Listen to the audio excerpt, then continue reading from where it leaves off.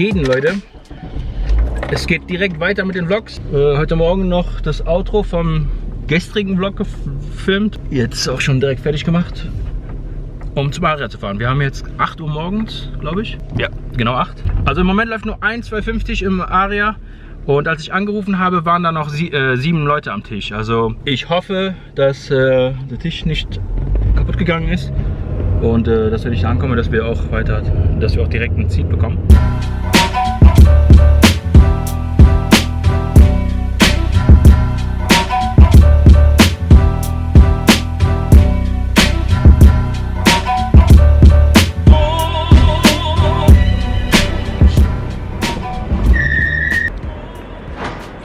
So Leute, angekommen im Aria. Die Fahrt zum Strip war mega schön heute. Das Wetter ist nämlich geil.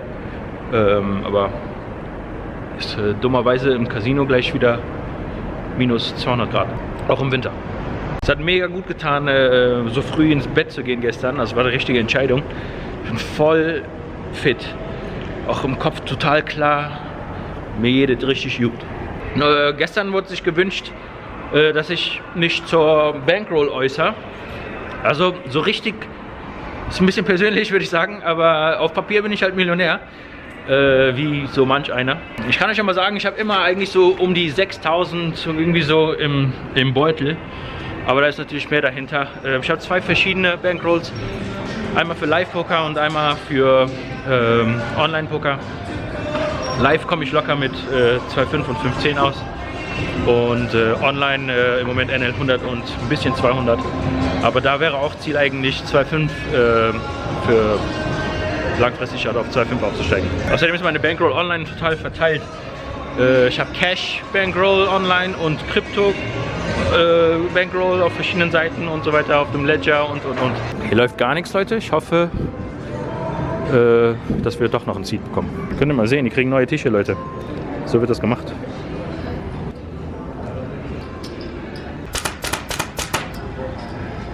Im Moment läuft nur ein Tisch und der ist voll. Aber ich bin der Erste auf der Liste.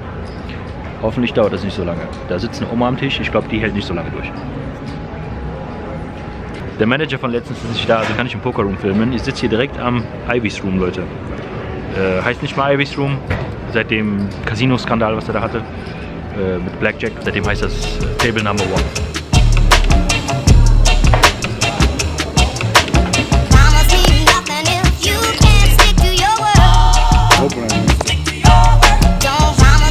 Ganz kurze Pause, Leute. Wir spielen zu 5 im Moment. 2,15 und wir sind $200 down. Bis jetzt ist noch nichts passiert. Es ist eine Stunde in der Session oder so. Mein Tisch ist okay. Wir haben 2 Fische und 3 Regulars am Tisch. Und außerdem sind die schon fast fertig mit den Tischen hier. 5 oder 6 sind schon neu bezogen. Es geht zack, zack.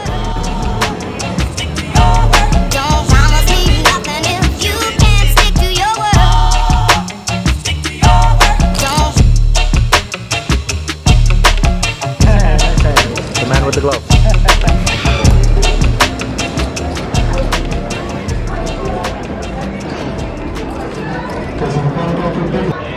Kurze Pause, Leute. Ich überlege schon wieder Table Change zu machen, obwohl mein Tisch richtig gut ist. Ich habe nur einen Regular am Tisch und der spielt eigentlich keine Hand. Aber genauso wie ich eigentlich. Ich spiele auch keine einzige Hand, weil ich die ganze Zeit schon Card Dead bin. Ich bin $500 down. Zweimal Flush Draw nachgejagt, nichts draus geworden. Einmal mit Buben gegen Damen verloren, war aber ein kleiner Pot, $200-300. Und also nichts Großartiges passiert da. Aber also bis jetzt ein paar Hände hintereinander verloren und den Rest Card Dead gewesen. Ich krieg jetzt so 8-2, 8-3, 7-2, alles mit einer 2 oder 3. Kicker ist nochmal 2-3. Wir haben ja heute richtig früh angefangen, wir haben mittlerweile 2:30. Mal gucken, wie die Tische noch so sind und wie die Action weitergeht. Kann sein, dass ich heute was länger spiele.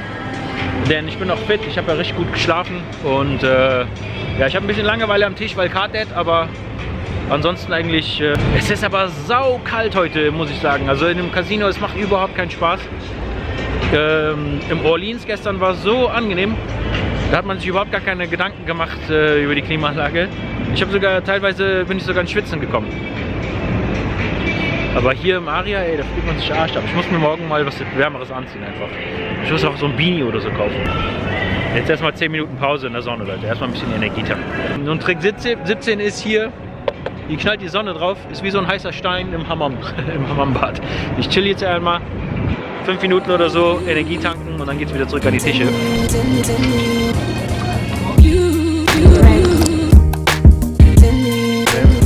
André auch wieder am Start, Leute. Moin, Leute. Wir holen ihm jetzt eine goldene Karte. Endlich.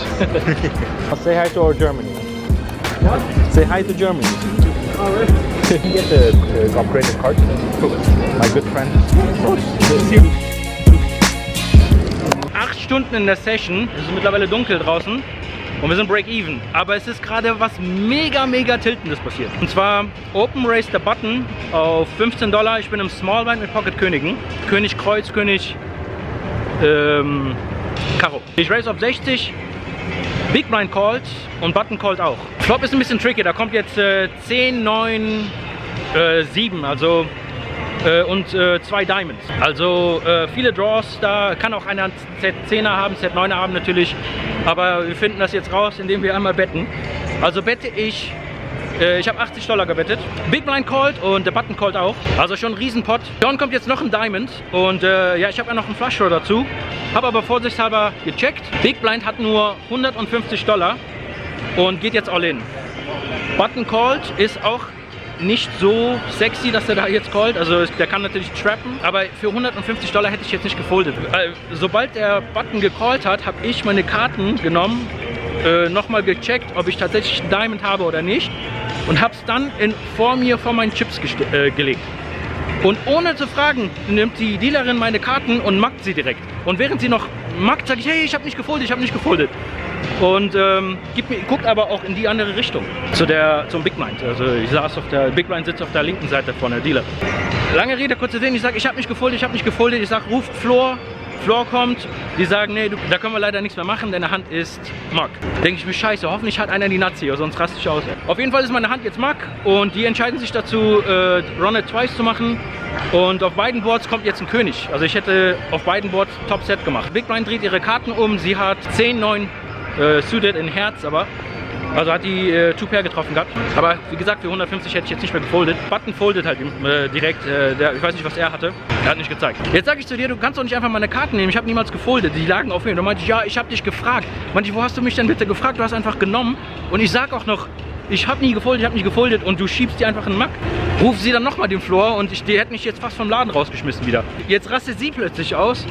Antwortet so richtig läppsch. Auf gut Kölsch gesagt und sagt, du musst dich zügeln, du hast deine Hand einfach geschmissen, hättest du besser schützen müssen. Meinte ich, da war doch gar keine Chance, meine Hand zu beschützen. Du hast doch einfach meine Karten vor mir weggeschnappt. Dann fängt die wieder an, nee, das ist deine Schuld und versucht dann richtig mit mir zu argumentieren. Dann bin ich ausgerastet, ich habe auf den Tisch geklopft und meinte, ey, erstmal nicht brüllen. Zweitens, wir spielen hier nicht mit Spielgeld. Du kannst dich einfach Leute in die Karten nehmen und in die andere Richtung gucken und Larifari hier rumdealen. Also ruft sie die Floor. Floor kommt, der sagt, hey, komm hier, ich erkläre alles. Und die meinten, ja, tut mir leid, können wir leider nichts machen. Da habe ich mich wieder hingesetzt und dann irgendwie 5 Minuten später habe ich wieder irgendwas darüber erzählt, aber in einem ganz ruhigen Ton. Und dann ruft die Tante schon wieder Floor.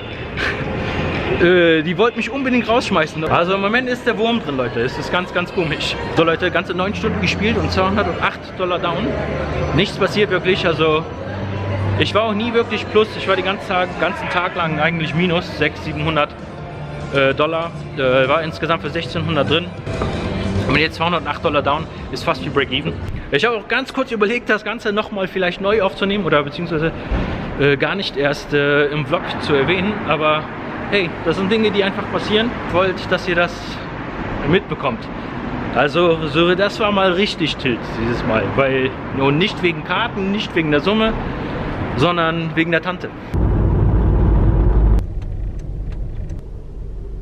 So Leute, das ist mal, glaube ich, ein Katastrophenvlog geworden, denn ich weiß gar nicht mehr, was ich gefilmt habe und so.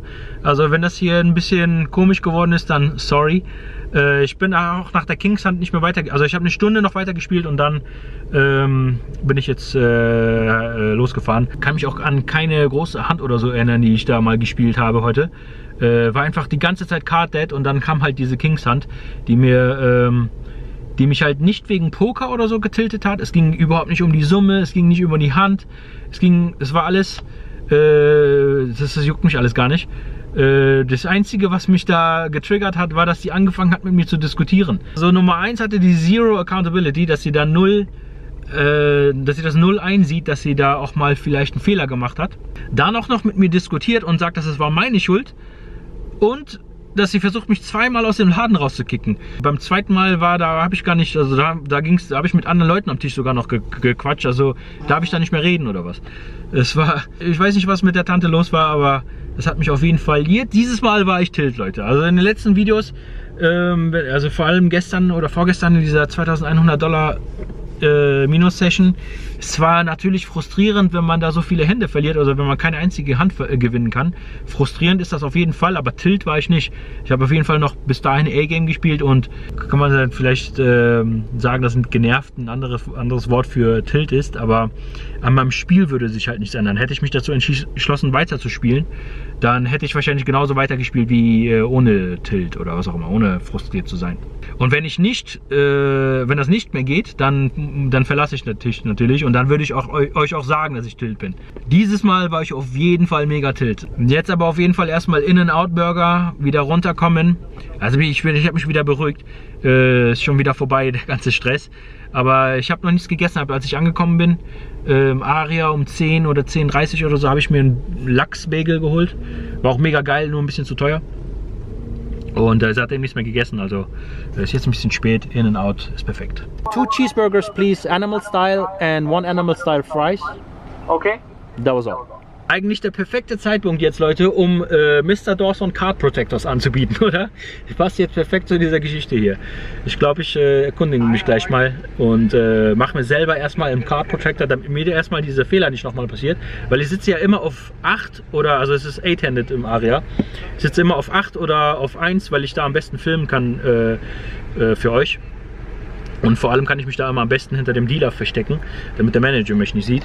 Und ja, das kann halt nochmal vorkommen, wenn die können da direkt in die Karten greifen. Und die Dealer hier machen ständig Fehler. Da habe ich gerade, bevor das passiert ist, haben wir mit dem André sogar noch mit einem anderen Dealer darüber gesprochen, wie Katastrophe die Dealer im Orleans waren. Also er hat wohl auch gestern da gespielt und mich gesehen, ich habe ihn nicht gesehen. Und da haben wir ganz kurz zusammen zu dritt gequatscht mit dem André.